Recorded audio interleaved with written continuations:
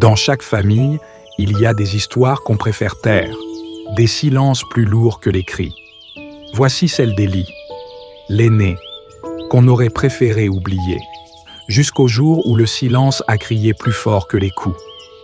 Dans un petit village reculé, au milieu de terres sèches et de chemins poussiéreux, vivait une famille simple. Le père, Joseph, un homme à la carrure imposante et au regard dur, dirigeait la maison comme on dirige une armée. À ses côtés, sa femme Marie, douce mais effacée, s'occupait des tâches du quotidien sans jamais contester. 3 garçons grandissaient là. Le premier s'appelait Élie, un garçon aux épaules fines, au regard discret, toujours avec un livre contre son cœur. Les 2 autres, Samuel et Jonas, semblaient avoir hérité de toute la force du père, mais aucune de sa sagesse. Tandis que ses frères couraient après les poules, grimpaient aux arbres ou se chamaillaient bruyamment, Élie, lui, passait ses journées dans le grenier.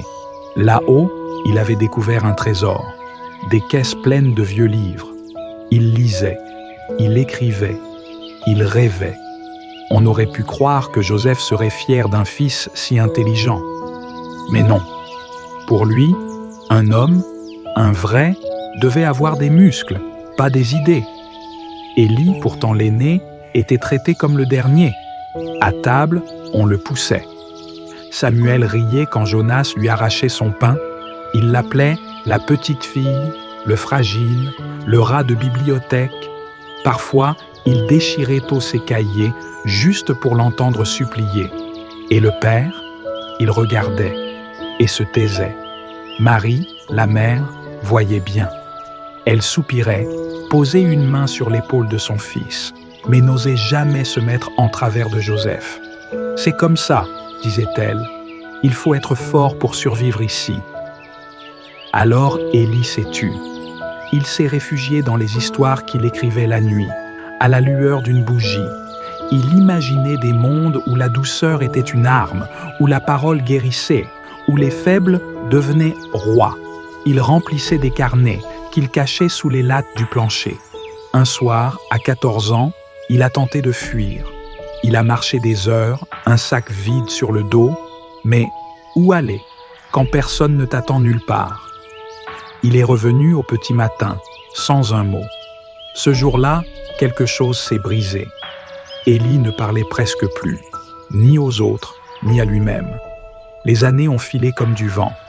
Samuel et Jonas grandirent, forts et arrogants. Ils quittèrent l'école, sûrs qu'ils n'en avaient pas besoin. L'un devint maçon, l'autre camionneur. Élie, lui, continua de lire et d'écrire. Il l'économisait en secret.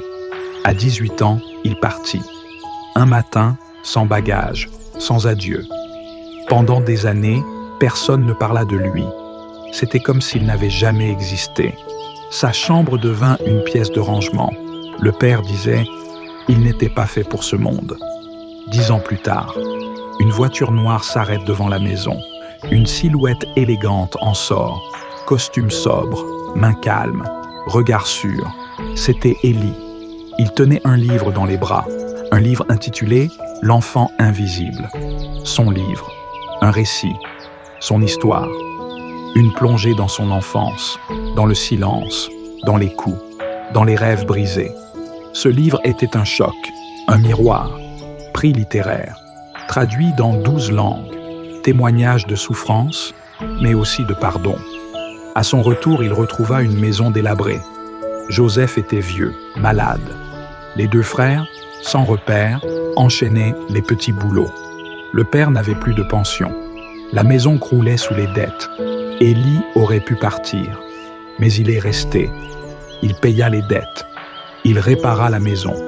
Il fit soigner son père. Il offrit même un poste à chacun de ses frères dans sa maison d'édition. Il n'en revenait pas. « Pourquoi tu fais ça ?» Zrénia demanda Samuel.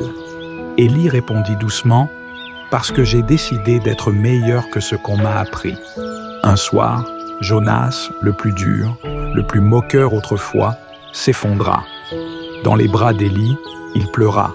« Je ne mérite pas ton pardon. » Et Élie, sans haine, répondit « Tu n'as pas besoin de le mériter. Moi aussi, j'ai été sauvé en pardonnant. » Joseph ne dit rien, mais un matin, il appela Élie. Pour la première fois, il l'enlaça. Ses mains tremblaient. Aucune parole, juste des larmes. L'histoire d'Élie nous rappelle ceci, que même dans le rejet, on peut choisir l'amour, que même dans le silence, une voix peut grandir, et qu'un jour, le plus fragile peut devenir le pilier d'une famille entière. Il n'était pas invisible, il était juste en avance. Merci d'avoir regardé cette histoire jusqu'au bout. Si elle vous a touché, laissez un commentaire pour Élie. Abonnez-vous pour d'autres récits puissants et n'oubliez jamais, votre histoire mérite d'être entendue.